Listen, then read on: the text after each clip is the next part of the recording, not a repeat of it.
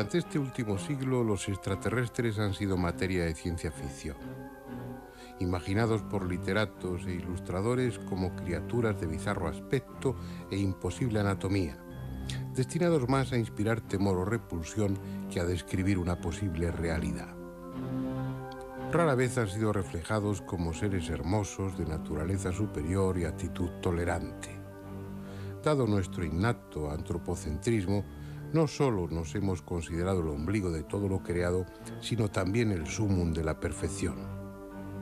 Consecuentemente, si había alguien por ahí fuera, debería ser mucho más feo que nosotros. Y si tenía la desfachatez de venir a este planeta, tendría que ser con intenciones hostiles, como implacables conquistadores. En realidad no hemos estado haciendo más que proyectar en esas criaturas imaginarias nuestros temores o nuestros secretos deseos. Y a la postre, más que ellos, son un retrato de nosotros mismos. Hoy día ya no hay sitio para los alienígenas de ciencia ficción. La posible visita de naves procedentes de otros lugares del universo se ha convertido en certeza, al menos para las innumerables personas que las han visto.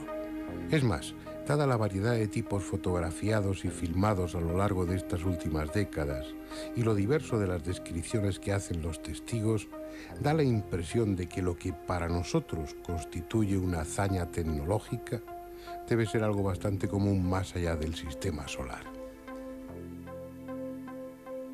Bueno, vimos una bola de fuego que atravesaba desde los 100 grados a los 280 grados, es decir, la pista completa del aeropuerto de Mataveri de la isla de Pascua.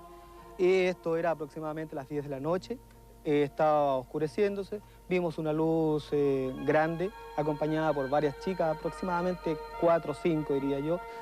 La manifestación se presentó con un disco de color blanco lechoso, desde donde se desprendía una luz roja que se elevaba verticalmente sobre el mismo, y luego comenzaba una secuencia de carrusel de luces que tuvieron distintas frecuencias de avistamiento. Con los prismáticos en casa miramos la luz y en el centro tenía un punto brillante. Vimos hacia el sur una luz incandescente que creció súbitamente y se hizo todo de día, con sombras y con todo, pero gigante, una duración de unos tal vez 15, 20 segundos. Era un disco voador metálico de unos 30 centímetros de largura aparente, no muy alto, que en un movimiento oscilatorio. Y se formó un círculo oscuro con un resplandor muy potente hacia todo alrededor. Y empezó a desplazarse de sur a norte. Despacito, despacito, despacito, se fue perdiendo en el horizonte y formándose como una neblina.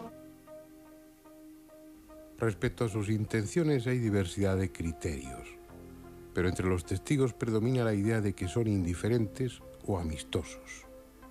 Incluso entre los pilotos, frecuentes protagonistas de encuentros con los ovnis.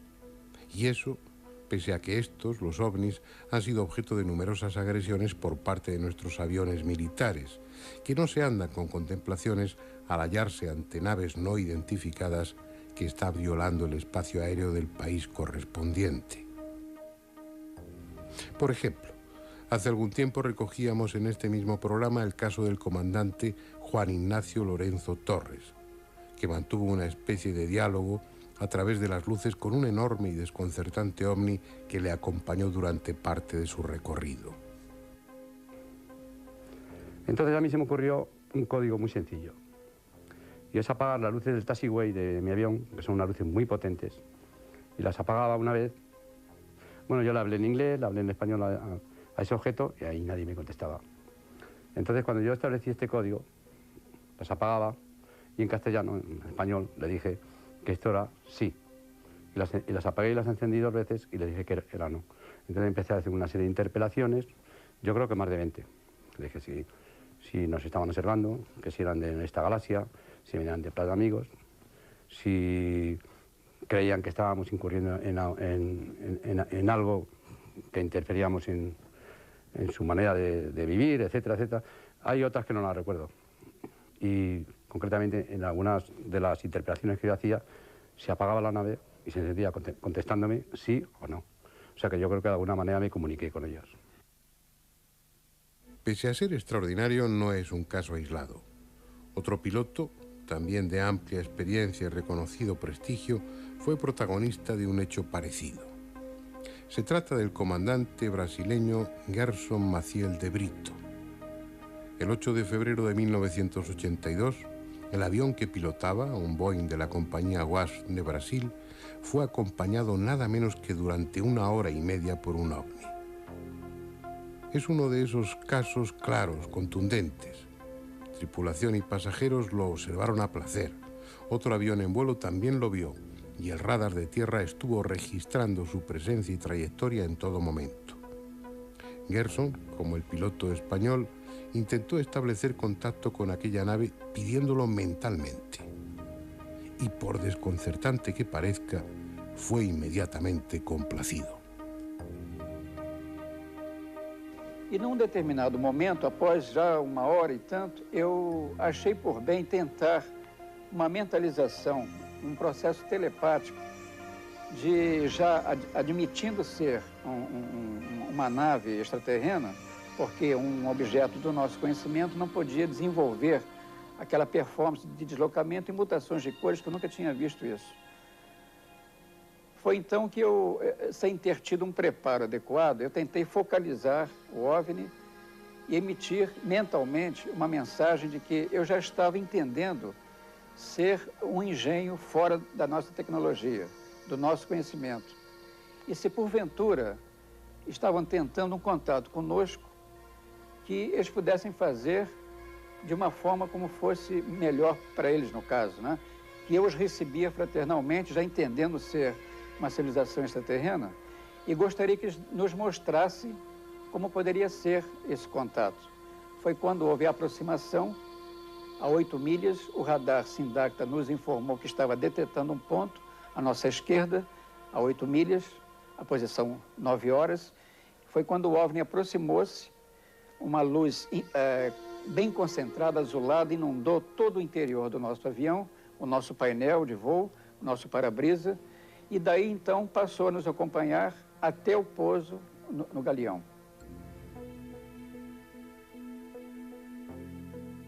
Esta es una zona del planeta muy especial. Está en el norte de México, donde confluyen los estados de Coahuila, Chihuahua y Durango. La llaman la zona del silencio. Algo hay en ella que afecta a las ondas de radio, que lleva al ganado de la región a morir al pie de un cerro determinado como si un imán invisible les atrajese. Algo que también atrae con fuerza a los meteoritos y a los ovnis, porque en esa inhóspita zona se han visto y se ven con gran frecuencia, igual que sus tripulantes, que a veces deambulan por cerros y quebradas para sorpresa de los escasos agricultores y visitantes que hay por la zona del silencio. Aunque a decir verdad, por lo que se cuenta de ellos, su actitud, lejos de ser hostil, resulta amistosa. Ellos se pusieron detrás de la camioneta, la empujaron, pero como si fuese una caja de cartón. Entonces, ya cuando ellos avanzaron aproximadamente unos 50 metros, el señor Díaz bajó de la camioneta para agradecerle ese favor a los señores altos, que tenían ese impermeable de color amarillo a claro, y en la frente llevaba un triángulo con un círculo en medio. No estaba. Como no sabemos de su estrategia, ignoramos qué razones les mueven a elegir unas zonas determinadas, pero está claro que así lo hacen. Otro de esos lugares es una sierra argentina, en la provincia de Córdoba, donde está el Cerro Uritorco, que ya era considerado como cerro sagrado antes de la conquista y que hoy sigue sustentando su fama por las numerosas luces que lo recorren. Allí es fácil encontrar testigos. Unos son habitantes de la región, otros han llegado a las inmediaciones del Uritorco llevados por una fuerza desconocida, una especie de impulso místico que desde fuera puede parecer absurdo. Eso es lo que le pasó a Graciela y a su grupo. Ella estuvo perdida durante 8 días, en pleno invierno, errando sin alimentos y vestida con una simple túnica por la sierra. Y hubiera muerto, de no ser porque, como ella cuenta, esos seres la ayudaron. Peinado hacia atrás, lacio, ojos como achinados, pero no chiquitos, sino grandes, ovalados, muy verdes,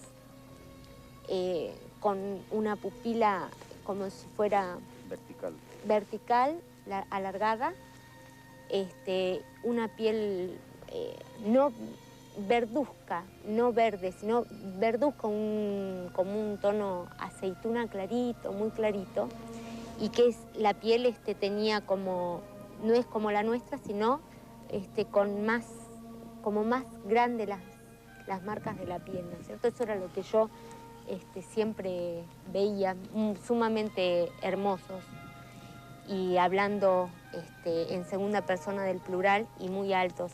Yo calculo alrededor de 2 metros, un poco más.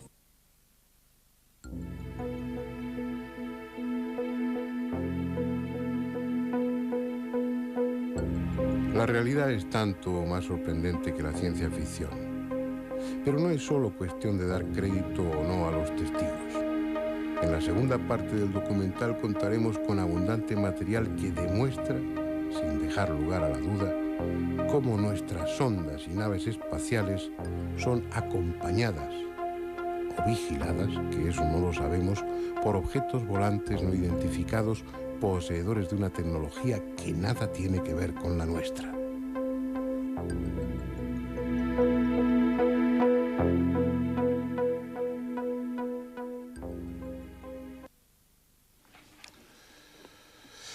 Vamos a presentarles a los invitados de esta noche, comenzando por mi derecha, Julio Marbizón, meteorólogo.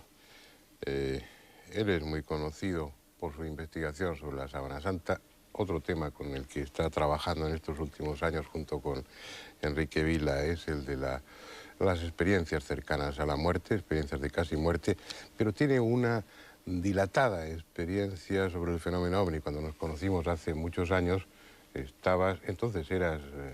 pertenecías al Ejército del Aire y estabas metido hasta el fondo en el fenómeno OVNI, siguiéndolo desde cerca, que es como hay que hacer, ¿no? Bueno, es que meteorología, yo soy meteorólogo, meteorología estaba militarizado entonces, pertenecía al Ejército del Aire, por eso tenía uniforme y estaba en la base de Morón. Militarizado tiene exclusiva, no, era todo el cuerpo de meteorología. Bien. Nuestro siguiente invitado es un muchacho que está empezando, Juan José Benítez, que empieza ahora a curiosear en el fenómeno OVNI, que creo que escribirá algún libro un día de estos. Bromas aparte, todos ustedes le conocen sobradamente, es uno de los investigadores del fenómeno más conocidos, no de España, yo diría que del mundo, y por méritos propios. Di algo. Bueno, sí, tienes razón, que estoy empezando cada día, como si fuera un principiante. Sí.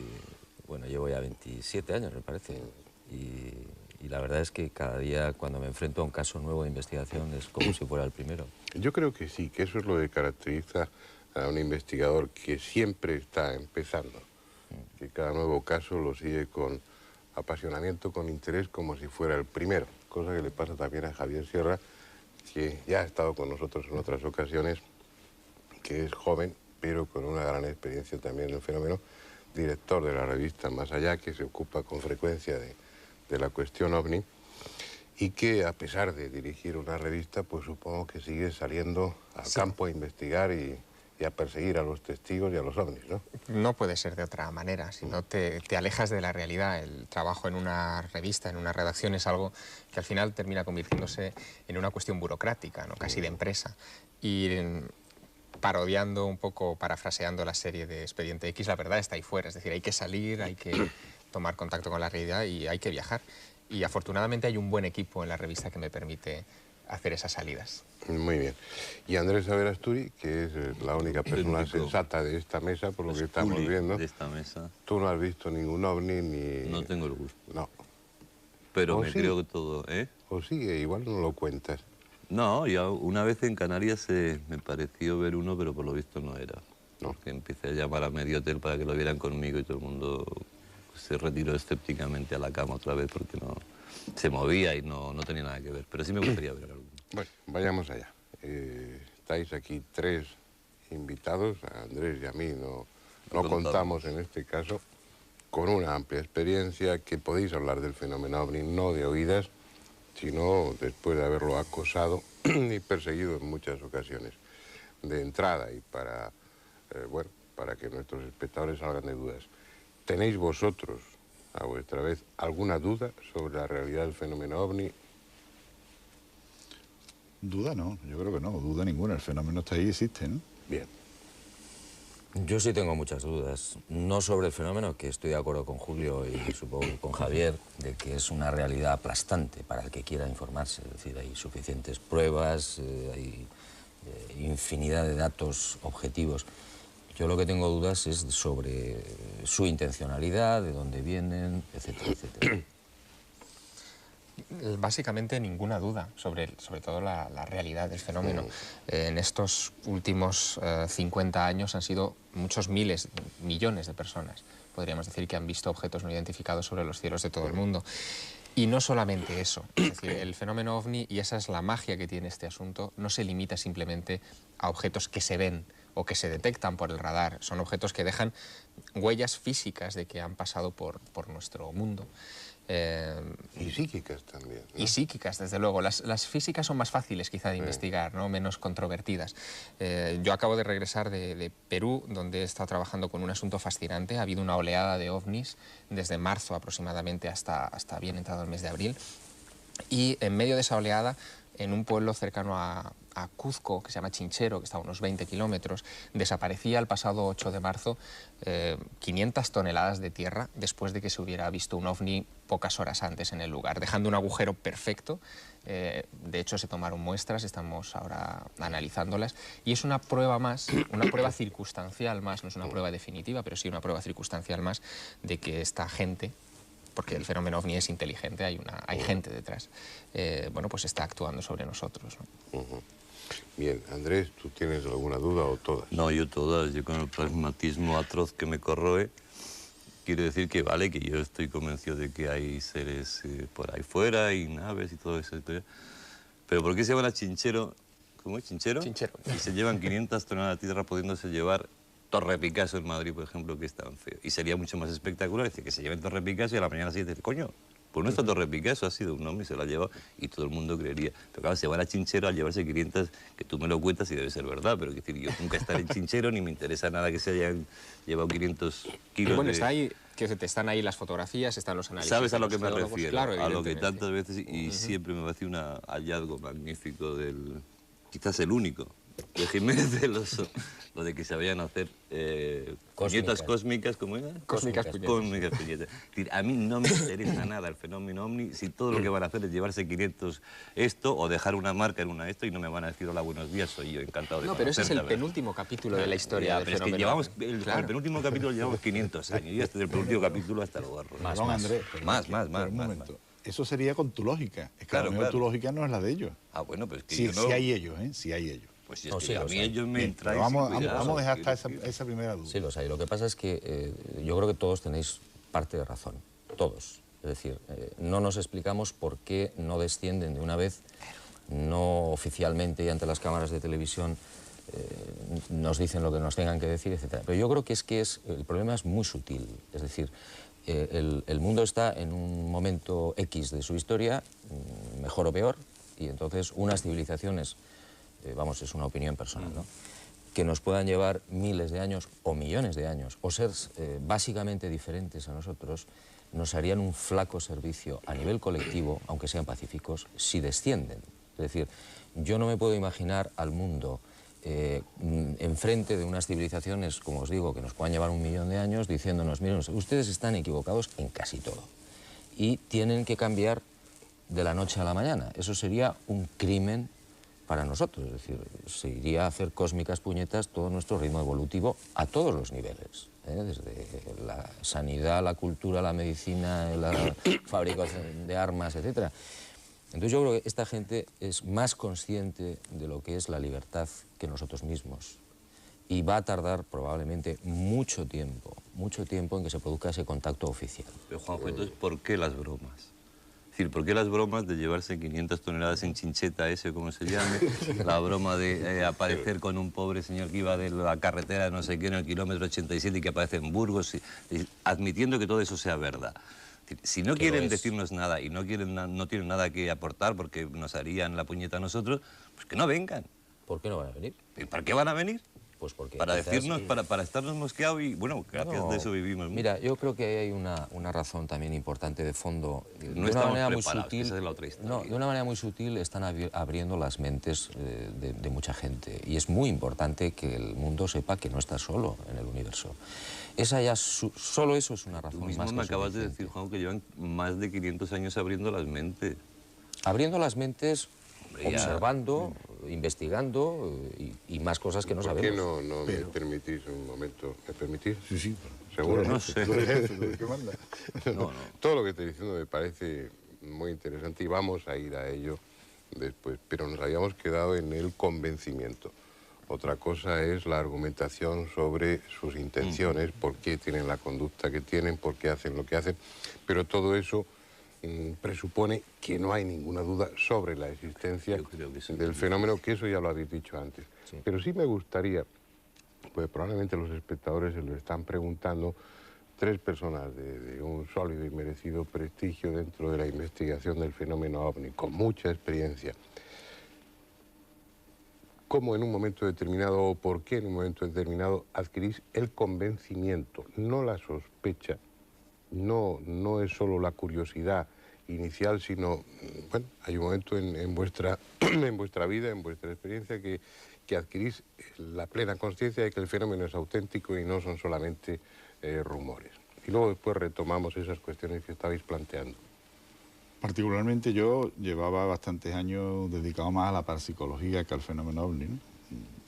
Aquella famosa de que yo me crié con un fantasma en mi casa, pero bueno, eso es otra historia. Entonces, una tarde del año 1962, hace ya 37 años, paseando como se paseaba entonces por los pueblos, por las carreteras con la novia, me encontré que una bola roja se acercaba a nosotros y las distintas parejas, muy rápidamente por el cielo, y las distintas parejas que estaban por aquella carretera salieron corriendo, despavorido todo el mundo, yo incluido, que llegué a mi casa corriendo, mi hermana en la puerta, viendo aquello, que parecía que se nos caía en la cabeza.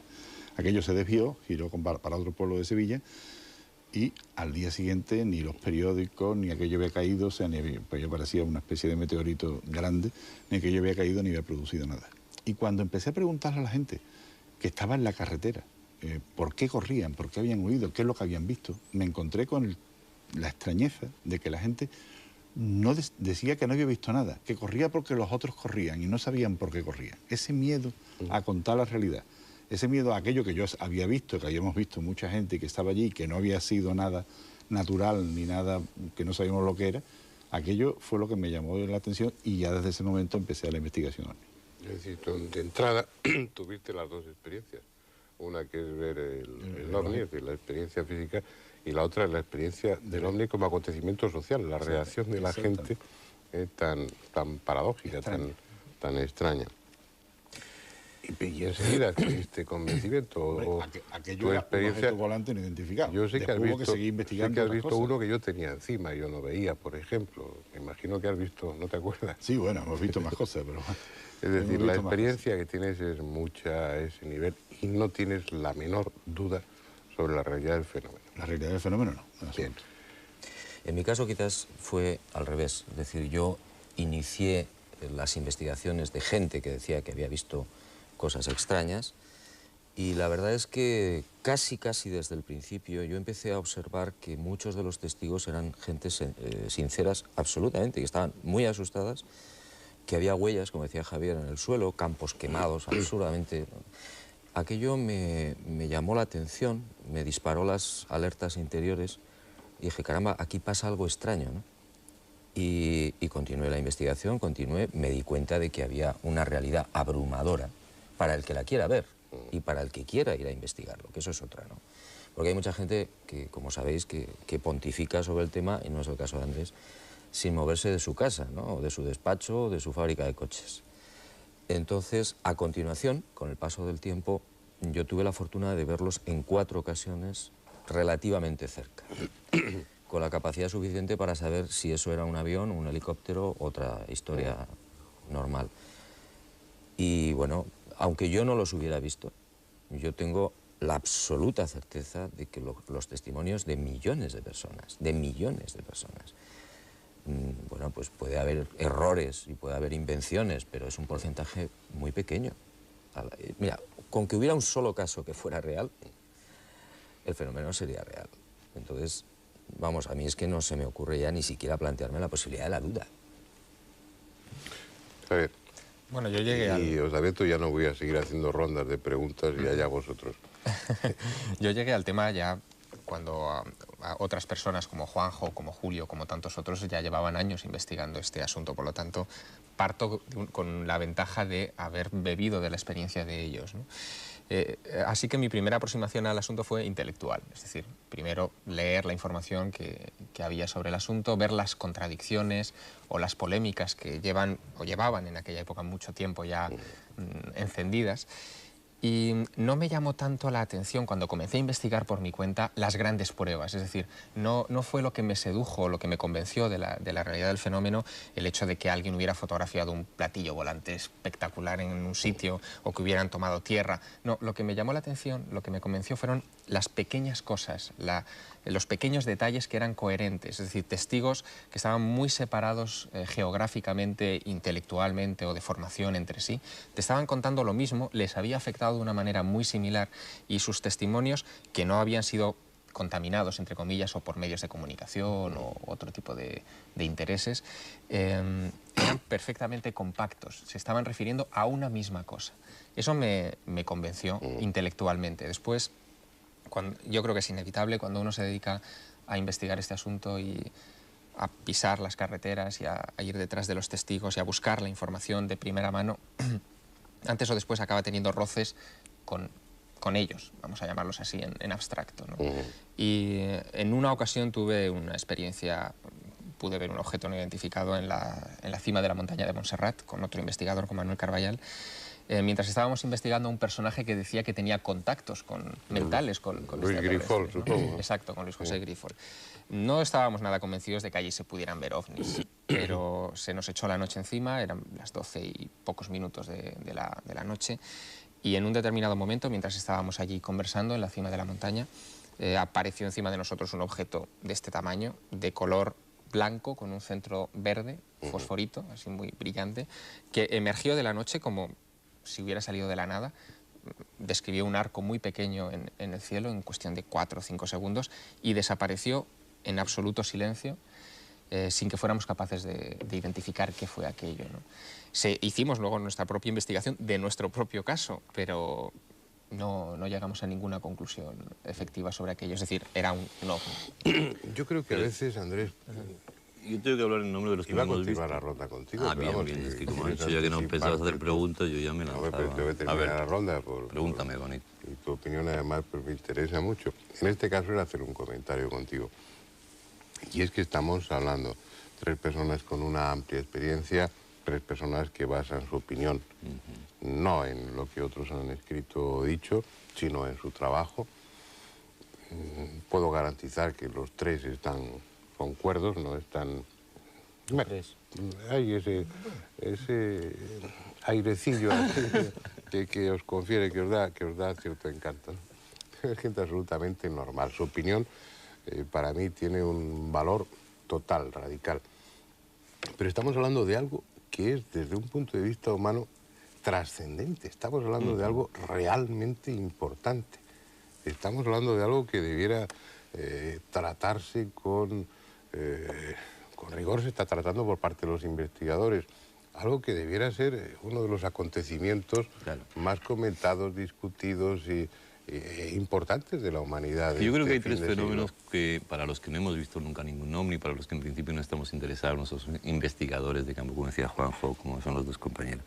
Primero, es ridículo cuando tienes una concepción del universo cada vez más amplia, de esa cosa que Venus, la Tierra, Marte, Júpiter, aquello que nos enseñaba que parecía una cosita así de nada, cuando ya te imaginas lo que es el universo, es ridículo que solo la Tierra esté habitada. Es decir, eso ya en principio te suena muy mal, es prácticamente imposible, por lo cual yo no puedo por menos que admitir que hay otros mundos habitados por otras series de gente inteligente, distinta, no lo sé igual.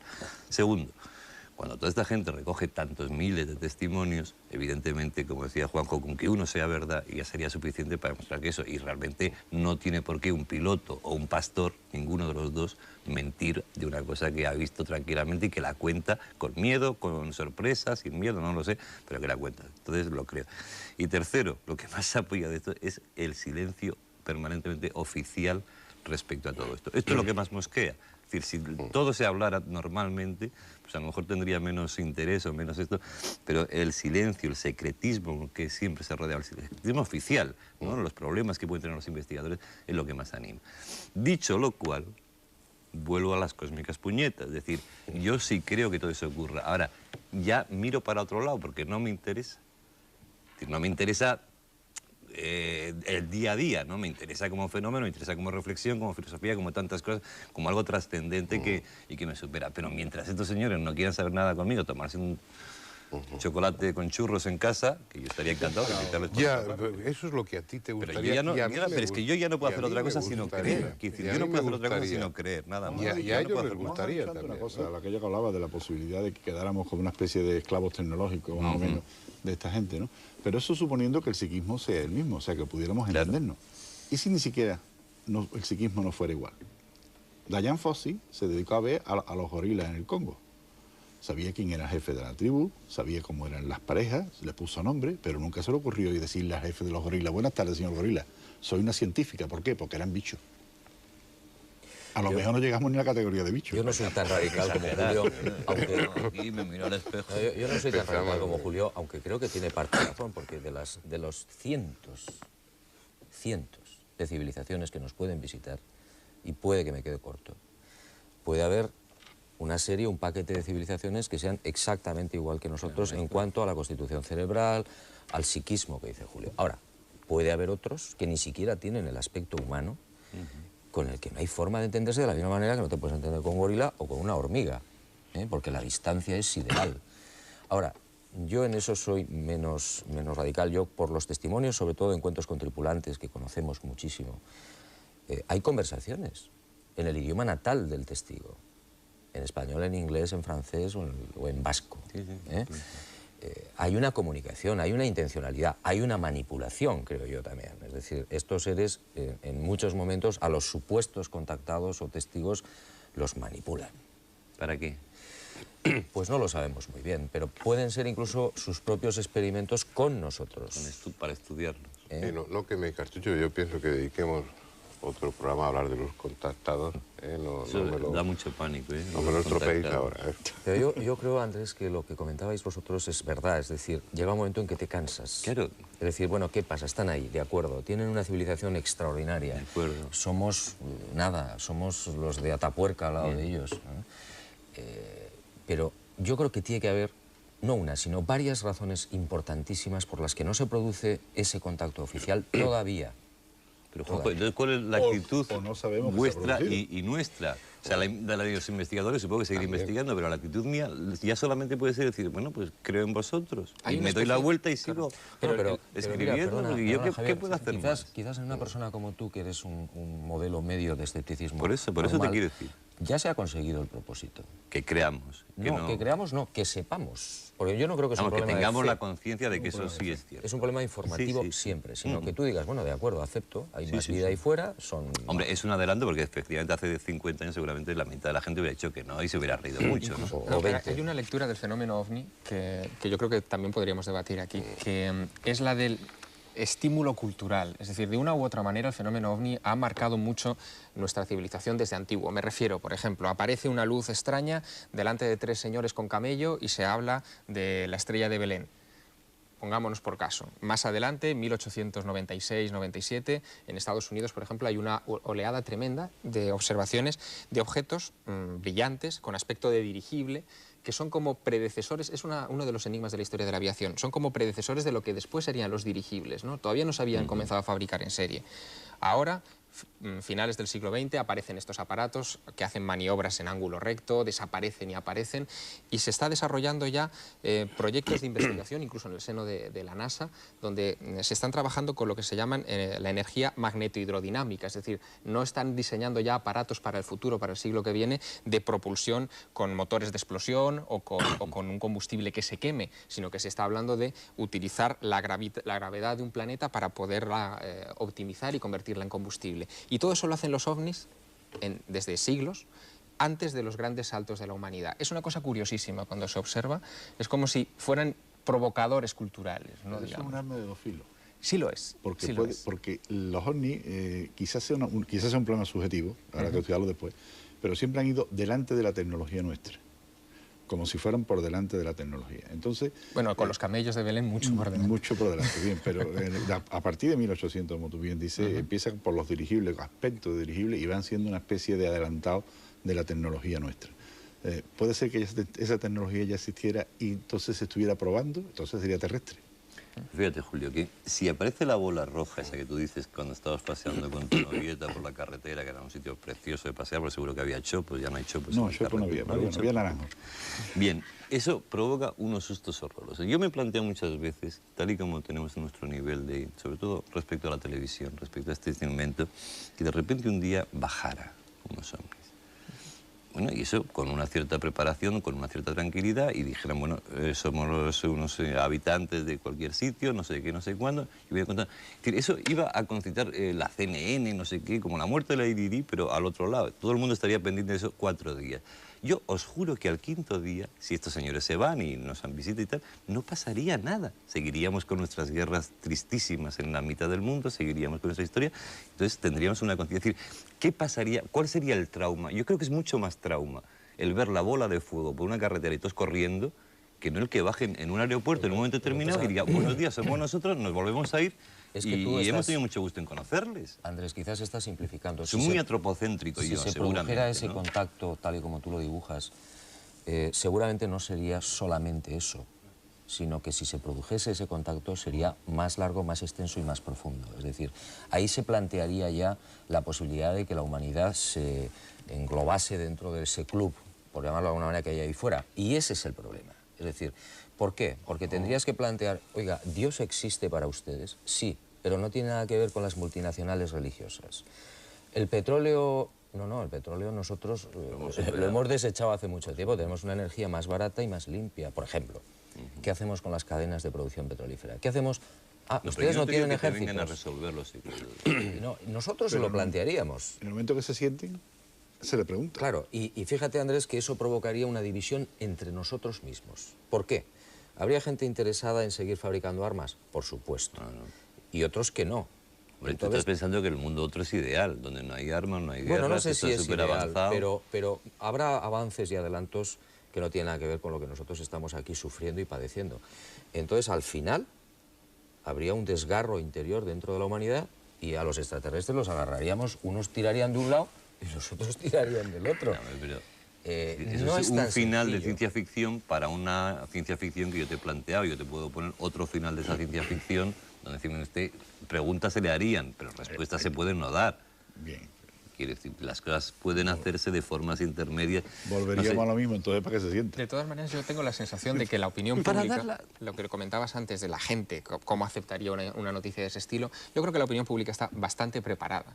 Quizá quienes no están tan bien preparados... Son los gobiernos. Los gobiernos y la ciencia, es decir... y los mercados, como dice Juanjo, el establishment... Los mercados serían los que mantendrían. Pero por una razón, fíjate, la ciencia, hasta hace muy pocos años, ni siquiera contemplaba la posibilidad de que hubiera planetas alrededor de otras estrellas.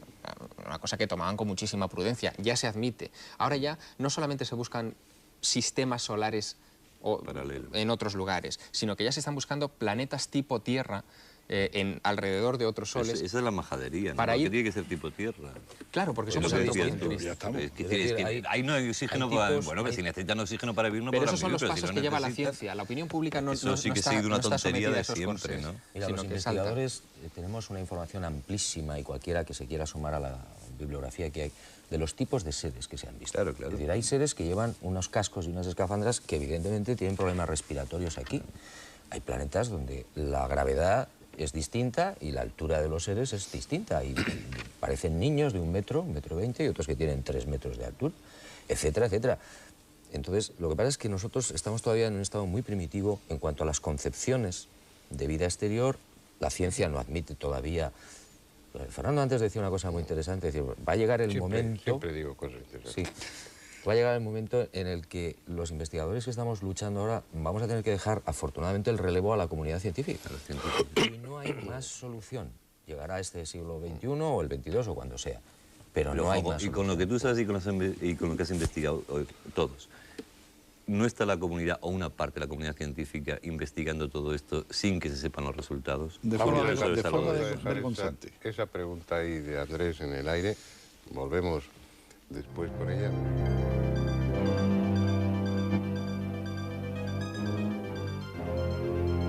Hace 30 años ya, fue el 16 de julio de 1969.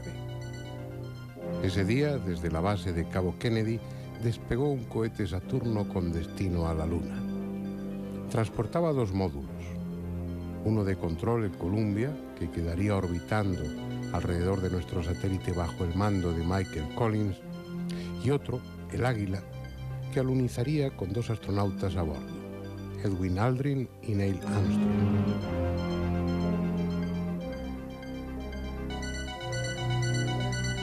Como todos saben, 5 días más tarde, el 21 de julio, cumplieron con éxito su misión. Para muchos de los que están viendo este programa, aquellos hechos forman parte de su propia historia. Para los más jóvenes son simplemente historia. Pero siendo sobradamente conocida esa fecha y ese acontecimiento, es probable que nunca sepamos exactamente todo lo que allí sucedió. Por ejemplo, pocos momentos después de que Armstrong pusiera pie en la Luna y pronunciara su célebre frase, la emisión que la NASA estaba haciendo a todo el mundo quedó interrumpida. La agencia espacial diría después que fue por problemas técnicos, pero según todo parece indicar, la realidad fue muy distinta. Algo estaba diciendo el astronauta que la NASA no quería divulgar.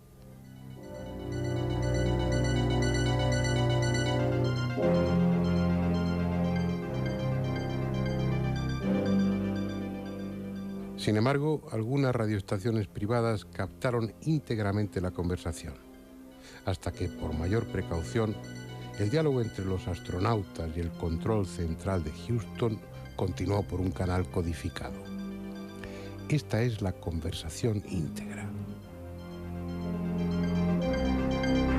It's one small step for man,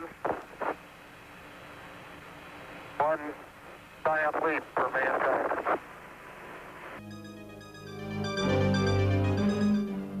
It has a stark beauty all its own. It's like much of the high desert of the United States. It's different, but it's very pretty out here.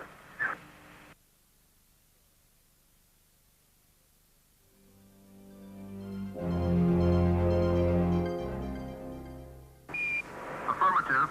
We have it. What is it? Don't worry.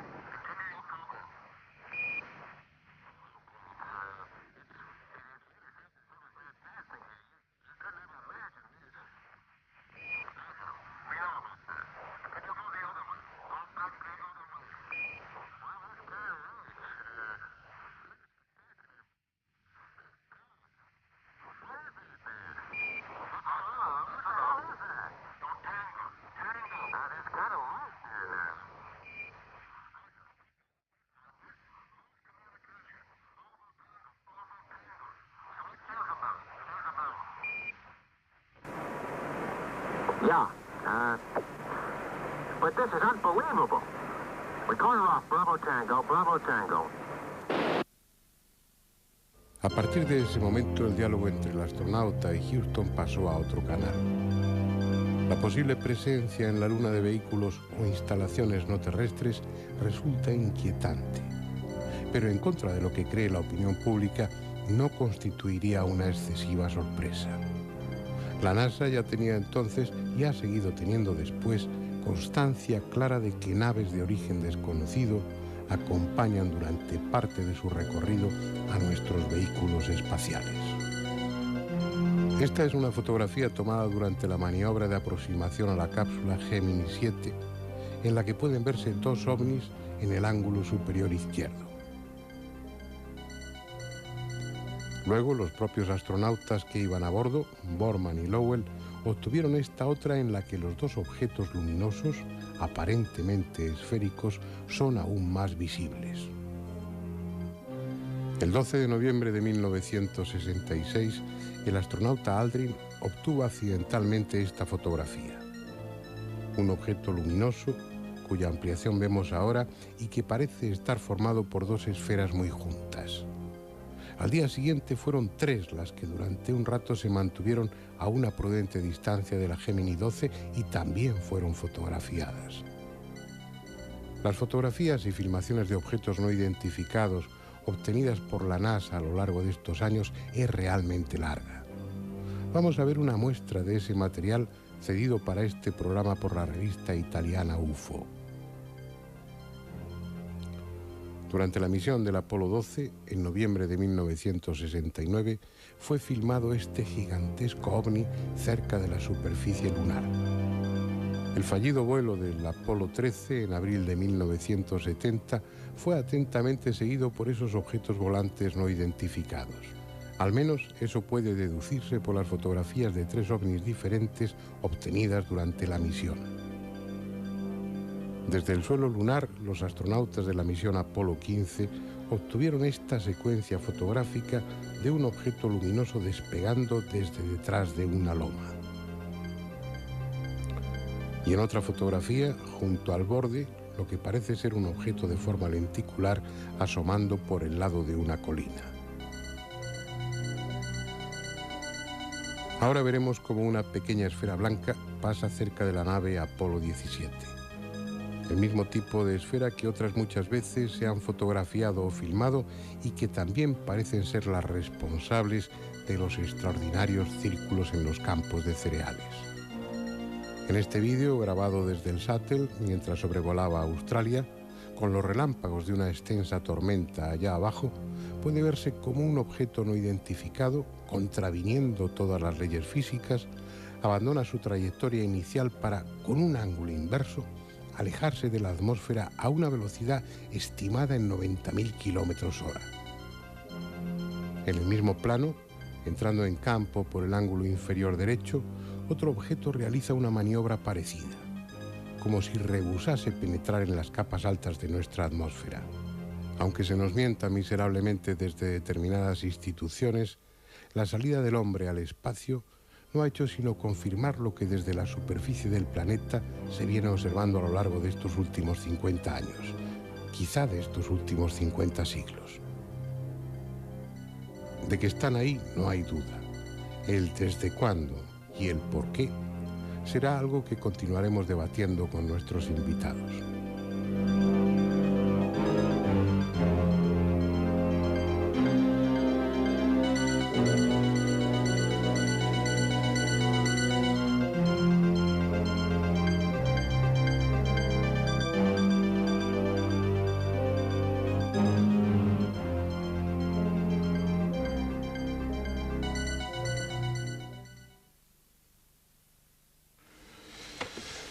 Había quedado una pregunta en el aire. Inteligente pregunta, por cierto, ¿quién la había hecho? Tú. Obviamente es una pregunta inteligente. ¿No estarán la comunidad científica investigando ya sin decirnos ni pío de todo esto? Hombre, es su obligación.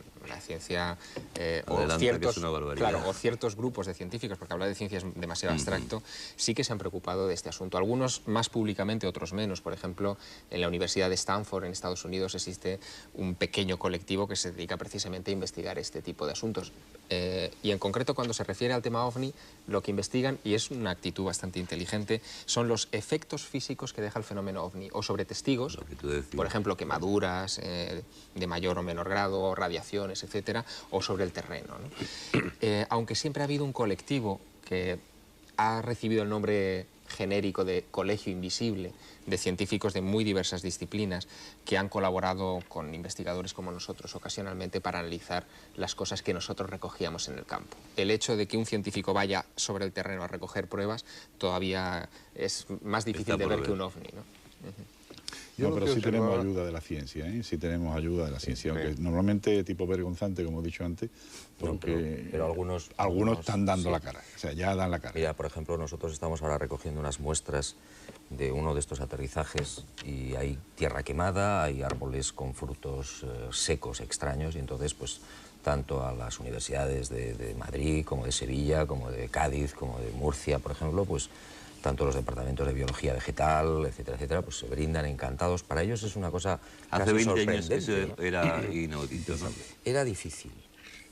Era difícil. Que eso sí que también lo hemos adelantado. Sí, bueno, hay nuevas generaciones también.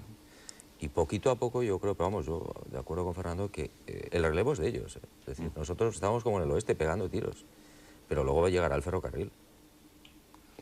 Yo lo que observaba en esta primera parte es que hay dos planteamientos y Andrés lo expresaba muy bien desde su perspectiva, además yo coincido con él.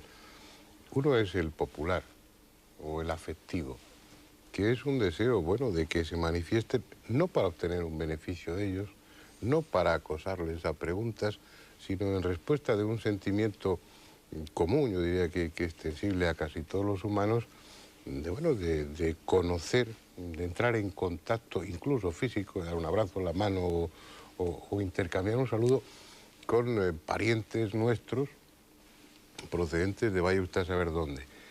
Y la actitud de ellos, de alguna forma o en alguna medida la interpretamos como un desprecio, como considerarnos en poco, desde un punto de vista afectivo. Luego el otro planteamiento es el social, es el científico, el que afecta a la humanidad como especie y a su evolución y demás, que bueno, ahí puede haber muchas razones, pero lo que muchos reclamaríamos o estaríamos necesitando es simplemente ese intercambio afectivo sin más.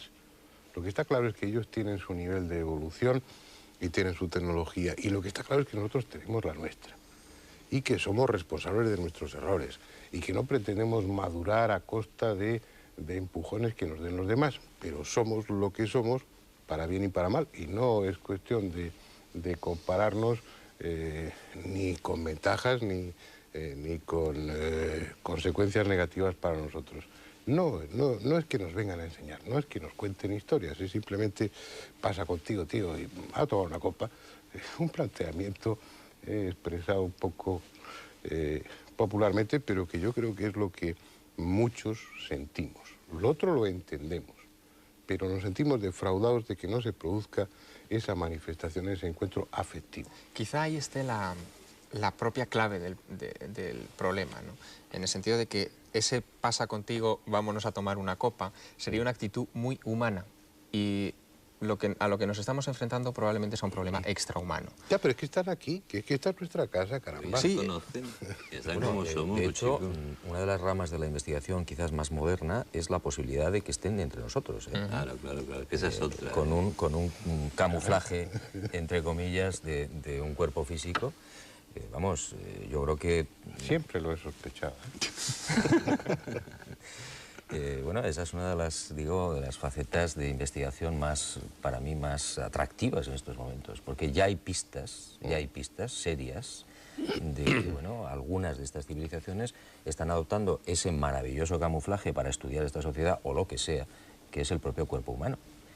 Y no estamos hablando de lucubraciones. Es decir... Que está bien que nos estudien, pero si yo voy a un colega mío a que me haga una ecografía, por supuesto que lo que valoro es que lo haga técnicamente bien, que su diagnóstico sea correcto, pero lo que le pido es calor humano también, es que me coloque la mano en la espalda y que... Pero Fernando, aquí... si te llevan 1.000.000 de años, por ponerte una cifra, que pueden ser más, es lo que decía Julio, es decir, puede haber un problema de comunicación simplemente.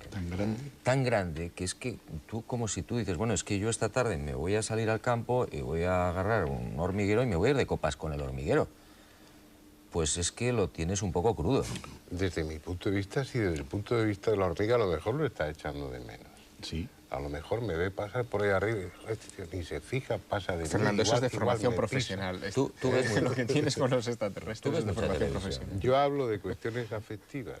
Y que estáis aquí hablando de las cósmicas puñetas y a lo mejor los espectadores no saben a qué nos referimos. Tú decías algo que efectivamente que es cierto, es decir, el planteamiento, es decir, la estructura humana, bueno, podría desbaratarse si estos tíos aparecieran y nos dijeran cómo es su mundo y todo el follón de nuestro petróleo, de todo nuestro sistema. Pero, hombre, sin aparecer de una forma tan clara, sin aparecer... Hombre, un par de pistitas, si nos llevan 1 millón de años, decirnos, mira, lo del SIDA se cura así y lo del cáncer así. Que no nos digan cómo se sustituye el petróleo, que no nos digan... Pero que nos den un par de pistas de cosas yo creo que lo están haciendo, duras Mira, para gente inocente. Los grandes saltos de la humanidad, como decía Javier, habría que estudiar cómo y por qué se han producido los grandes saltos cualitativos de la humanidad. Juanjo, ahí vamos a empezar la discrepar. Es más, yo estoy de acuerdo con Javier que no solamente ha sido la estrella de Belén o lo que sea, sino que todo el concierto de religiones, hasta el movimiento de las fronteras geográficas, y no sé si movimientos políticos, y hasta guerras, no voy a decir que estén detrás, pero que están muy al tanto, probablemente. Tuteladas. Sí, controladas, provocadas, dirigidas, lo que quieras. Ya que nos tutelen las guerras, chicos, que nos tutelen las paces. Bueno, no sé si las guerras las tutelan, pero por los ejemplo, cambios, en las grandes catástrofes, los cambios. en las grandes catástrofes, antes de las grandes catástrofes, están allí encima, mirando. Pero tú comprendes que para un tipo como yo es muy difícil creer que estos señores están viéndonos, si son moderadamente... No, pero es que no es una cuestión de creer, es que te puedes ir a las hemerotecas, por ejemplo, antes del terremoto de México, vete a las hemerotecas y verás cómo hubo un pico de actividad de ovnis que aparecía en los diarios. Pero que nos digan que va a haber un terremoto para que... Es decir, que nos hagan llegar ese conocimiento. Pero si tú eres una tapuerca con perdón, para ellos. Rico, yo soy una pelvis de tapuerca en todo caso, que es lo último, que es lo que está de moda para ahora. pensar que aquí nosotros los terrestres y humanos estamos haciendo lo mismo con los propios humanos, que estamos manteniendo algunas Claro, pero yo me quejo tribus, también de eso. Yo me quejo de mí mismo. A ver cómo evolucionan, claro. a ver cómo evolucionan y no somos capaces de llevarle la Y me avergüenzo, y lo que a mí me avergüenza es que ellos no se avergüencen de ellos mismos. No sabemos lo que pasa ahí arriba. Lo que pasa es que tú me has hundido diciendo es que tienen otra psicología, es decir, si no entienden el bien, el mal, la generosidad, no lo sé. Otra cosa. Mira, Andrés, yo creo que no lo hemos dicho ninguno Si los de los que estamos conceptos aquí, éticos no son los mismos, entonces sí que se explicarían muchas cosas. No lo hemos dicho ninguno de los que estamos aquí, pero lo pensamos los tres seguro o los cuatro. Del fenómeno OVNI sabemos muy poco. Es decir, sabemos algo, pero es un fenómeno tan inmenso y tan difícil y tan viejo que se nos escapa de las manos. Es decir, estamos tocando algunos flequitos, abrimos una pequeña puerta, pero no tenemos ni idea. Así de claro. Por una parte, pero por la otra sabemos mucho, porque sabemos, o tú o vosotros, cuando escribís, cuando decís, bueno, esta gente puede ser que esté detrás de ciertos conflictos, puede ser que esté detrás de ciertos cambios grandes dentro de la humanidad. Pero es que hay dos cosas. Una es la recogida de información, que nosotros estamos permanentemente recogiendo información, y otra cosa es la interpretación de la información de la que disponemos. Eso son lucubraciones nuestras. Claro. Nosotros interpretamos el puzzle con las piezas que hemos podido más o menos tú lucubras engarzar. en positivo y yo lucubro en negativo.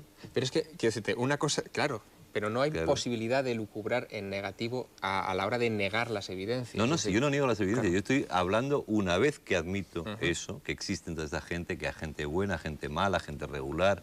Lo único que me descontrola es lo que ha dicho Juanjo, es decir, el problema ético, si quieres, de cómo son estos, qué valores tienen, si coinciden o no con los nuestros. O sea, si yo soy un ser superior, si yo fuera Dios y viera lo que ocurre en África, a mí se me iban las manos para parar el hambre, para parar las enfermedades, para parar... No podría hacer otra cosa. ¿Y si está prohibido?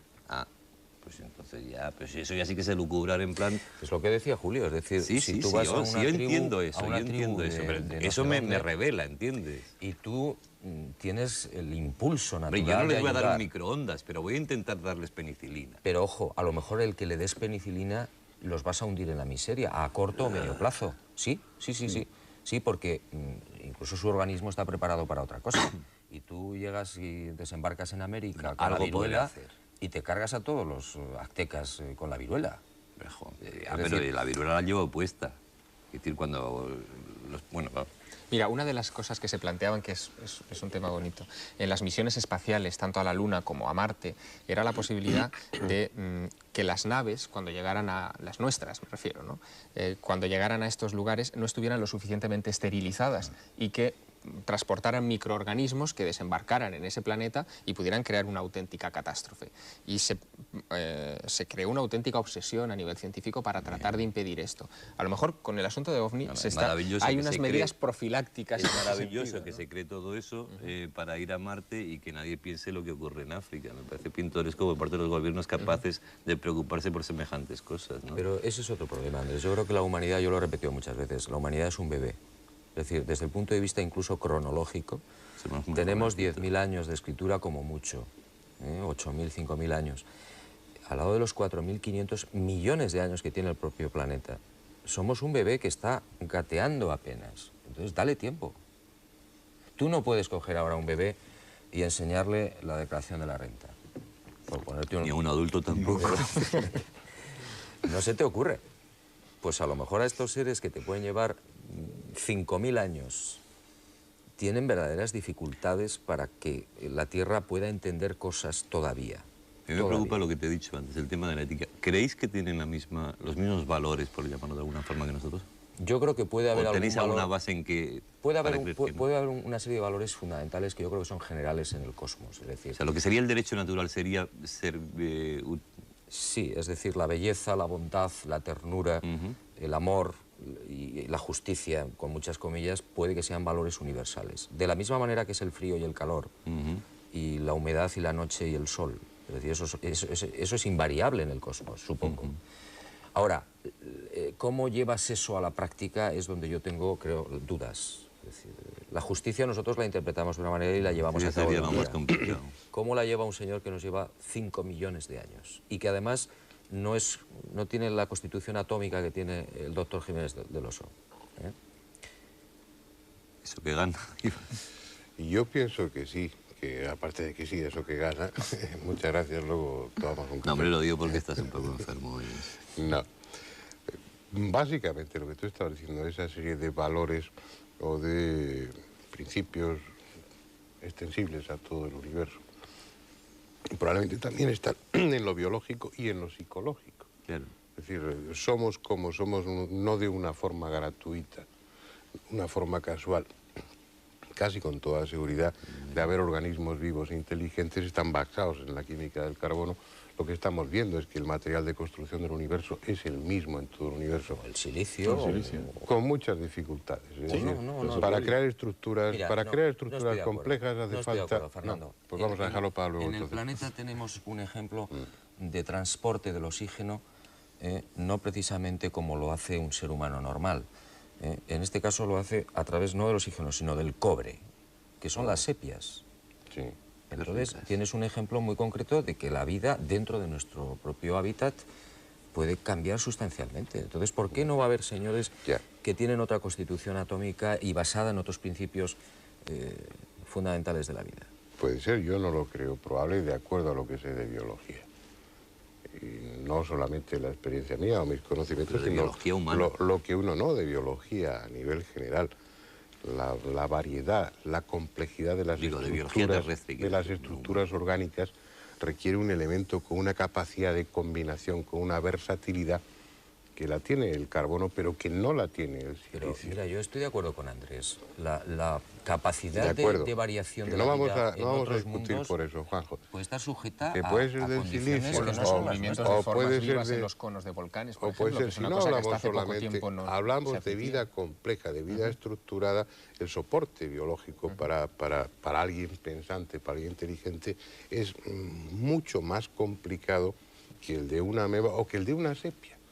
Y no digo que no sea complejo el de una sepia, pero aun suponiendo que no fuera así, aun suponiendo que la estructura química pues fuera diferente y que partiéramos pues de otro elemento de construcción distinto, lo que sí parece claro es que la diversidad es necesaria. Es decir, que para llegar a un ente con un sistema nervioso central suficientemente desarrollado como el nuestro, no se puede hacer con pegamento y con un solo tipo de moléculas. Hace falta una riquísima y una tremenda variedad. que permita, no solamente, la inteligencia no vale solamente como una forma de actividad psíquica, va unida indefectiblemente a lo afectivo, a no ser que construyamos un ordenador. Pero bueno, y tú, de los ejemplos Es decir, que la tenemos, evolución requiere de la angustia, porque si no, o sales ya perfecto o no evolucionas. ¿qué tiene que ver eso con que nosotros conocemos casos, por ejemplo, de seres voladores? Que me refiero a que tienen que tener o de seres sentimientos como acuáticos. nosotros. Sí, ¿y por qué no va a tener un ser acuático inteligente sentimientos? O un ser volador que nosotros no lo concebimos como ser inteligente volador y sin embargo puede tener los mismos sentimientos que nosotros o más. Sí. Es decir, la realidad objetiva que estábamos diciendo, hay unos seres que no son de aspecto humano, pero son inteligentes, evidentemente. Nosotros no podemos presuponer que no tengan sentimientos. Claro, no, yo presupongo. Doy por supuesto que tienen sentimientos. Por eso hablo del aspecto afectivo no basado en tus mismos del fenómeno. principios. Y supongo que tiene que haber sentimientos de piedad también. Ahí voy yo. Pues sí, como todos, me imagino. Pues es que la vida, yo creo que tiene unas constantes siempre. Y de necesidad de buscar a Dios, por ejemplo. Pero que si tienes todos esos elementos en cuenta, entonces es que está claro. Pero, o se deriva que la actitud que han tomado es la de observadores. Claro. Pero es muy difícil Y interpretar. nosotros, en este caso, el papel que nos corresponde es el de observados. Pues sí. Pues sí. Probablemente. Y, hombre, y que ya encima se me pida que haga un esfuerzo para comprender la psicología del que me observa, entender sus razones y aceptar sus motivaciones, pues ya me parece demasiado. O que me las explique, o que se vaya a hacer con mi carpullera. Y vuelva a lo afectivo. Sí, estamos de acuerdo. Me parece bien. Ya está, venga. Qué desastre, pues ya hemos terminado. El asunto es tratar de entender esos sentimientos, ¿no? Yo creo que eso es complicadísimo, sino imposible. Es decir, al perro al que su amo le inyecta veneno para matarlo porque está ya agonizante, ese perro entiende que eso es un gesto piadoso. Probablemente no. Es decir, intentemos ponernos en ese papel, ¿no? Y sin embargo el gesto es piadoso. No le pidas al perro que haga un esfuerzo y que entienda que es un gesto pero es que piadoso. nosotros somos el perro, en este caso. Claro, pues eso es lo que nos quejamos mi amigo Fernando y yo, de que ya la vocación de perro, chico, ya has ladrado bastante durante no sé cuánto tiempo, porque encima huyes, ¿no? Dejemos la cuestión, Mira, estamos en el terreno de la ellos pura mismos. especulación y sobre todo de los sentimientos. Y cuando se expresan sentimientos, pues uno llega indefectiblemente, si no a las manos, pues a posturas radicales. Y estábamos bien como estamos. Y lo que estáis contando me parece además fundamental, pues porque la experiencia que tenéis a ese nivel es mucho. Y cuando Juanjo dice las cosas que dice, pues tiene mucha más información y muchos más datos de los que aparentemente... Bueno, pero a veces la información no te creas que te lleva a una especial lucidez a la hora de la interpretación. Sí, seguramente te lleva muchas más preguntas que la no información. Claro, por eso decía yo que tengo muchas dudas, es decir, muchísimas dudas. Tengo la certeza única que comparto con ellos, es decir, la seguridad absoluta de que hay naves no humanas que están aquí desde siempre. Y que algún día los militares tendrán que abrir sus archivos y decir, señores, les hemos estado engañando miserablemente durante para bien y para décadas. mal, diciendo que había y no había, y diciendo que no había y sí había. Uno que ha vivido, como decía Fernando, dentro de la milicia, una conferencia que yo di en el Ateneo de Sevilla, me encontré a un comandante sentado en primera fila que vivía en un bloque de al lado, yo vivía en unas casas militares, y me encontré al comandante sentado en primera fila. Entonces le dije, oye, fulano, ¿a ti te interesan estos temas? Y el hombre puso cara rara. Y cuando de pronto me di cuenta, yo, claro, mi idea militar no era muy fuerte. Y cuando me di cuenta, digo, entonces tú que eres de la segunda BIS y vienes aquí a hacer una investigación a ver qué es lo que voy a decir yo de los hornos. No, déjate de WhatsApp. Sí, sí. Allí estaba. La segunda BIS, acláralo, sería... Bueno, en la sesión de inteligencia de... Pero fíjate que a mí lo que me gusta, aparte de eso de que no contaminemos a los marcianos, eso que decías tú antes, es decir, el detalle humano de toda la carrera especial, lo que más me gusta a mí es cuando meten lo del disco ese y una banderita y un abecedario, esas cositas que dice, por si acaso las pilla alguien. Coño, que harán lo mismo estos con nosotros. ¿Qué quieres, que pongan una bandera? Claro, que nos pongan una bandera, una botella de chinchón, yo qué sé, que nos manden algo del más allá. Que llegue eso que se ha llevado 500 kilos de tierra, bueno, pues cada una cajita, te la abre, y ahí aparece un anís del mono, yo qué sé. Es decir, que nos den algo. Yo creo que y si tú tienes algo, dímelo. Están dando mucho. A ver. Lo que pasa es que o no nos damos cuenta o no se quiere decir, pero ¿O no lo sí quieres hay, tú decir ahora? Hay mucha, ¿O no lo quieres tú decir ahora? Hombre, yo todavía no tengo la seguridad absoluta. No, bueno, danos la posibilidad. Pero yo, aquí mismo en esta mesa hay una cosa que podría ser interesante. Qué susto me has si dado. los científicos algún día descubren que es verdad. lo que estamos investigando. ¿El qué? Bueno, eso lo dejo al misterio y a los observadores que se fijen bien en los que estamos aquí. En Madrid empezamos mal. Aclárate, Juanjo. No lo voy a aclarar. Pero está delante de las cámaras. Aparte de Jiménez del Oso. Aparte de Jiménez del Oso, que es lo único más interesante que tenemos aquí para los científicos. No, ahora hablando en serio. No, venga, pero ¿qué puede haber? Es una posible, subrayo, posible, no sé si decir muestra de algo que podría tener un interés especial, que podría proceder de alguna de estas civilizaciones. ¿Algo que hay aquí? Exactamente. Está delante de las cámaras en estos momentos. Y Julio lo sabe, pero Julio no va a decir nada. No, por supuesto. Eso es lo que se llama pausa valorativa, por no llamarlo... El agua. No es broma, ¿eh? El agua. No es broma. ¿Agua? No, es algo que llevamos uno de los que estamos aquí delante. Lo llevamos puesto. Pero dilo ya, tío, no fastidies. No lo voy a decir. Hasta que no tengamos las pruebas definitivas. Fernando. Sí. ¿Qué hacemos? A mí es que me lo dieron y es secreto, yo no quiero contar. A mí se van a quedar conmigo estos dos ni hablar.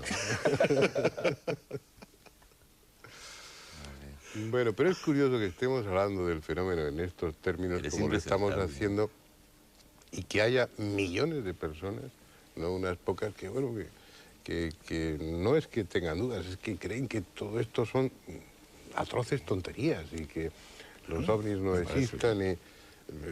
Insisto en lo que decía en la presentación, está claro que hay niveles diferentes de información y que los que estáis dentro, los que seguís el tema, los que lo investigáis, tenéis una opinión basada en la experiencia, pero que luego la mayoría de la gente que no está vinculada al fenómeno o que no la investiga o no la ha seguido, pues tiene una opinión muy distinta y si la tiene es porque está mal informada, obviamente. Yo te diría, a mí me parece muy bien que una persona no le interese un tema, desde el punto de vista científico, desde el punto de vista de interés, ¿no? No me interesa el tema y no lo investigo. Entonces, muy bien, pero eso no implica el negarlo detrás. Es decir, eso sí que es anticientífico.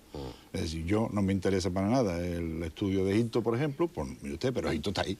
Claro. Pero yo no me interesa Egipto, es decir, no me interesa, no voy a estudiar en mi vida y no me preocupa. No me refiero a la indiferencia, que eso se puede entender, sino a la negación. Eso es lo que llamo anticientífico, por eso sí que es anticientífico. ¿No? Y usted que Alfa Centauri, que es lo más cerca, está a 4,9 años luz y nosotros no podemos viajar por el espacio a esa velocidad, pues otros tampoco.